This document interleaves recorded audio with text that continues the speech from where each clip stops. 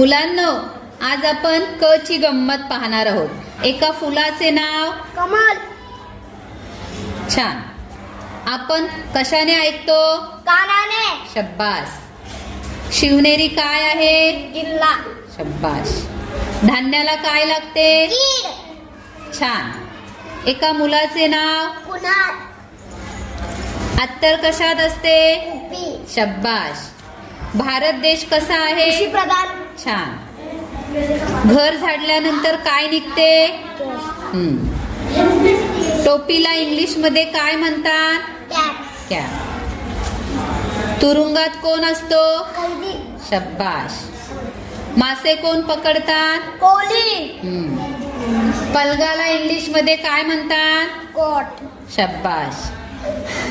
कोकणातील घरे कशी असतात? कौलारू. शब्बाश.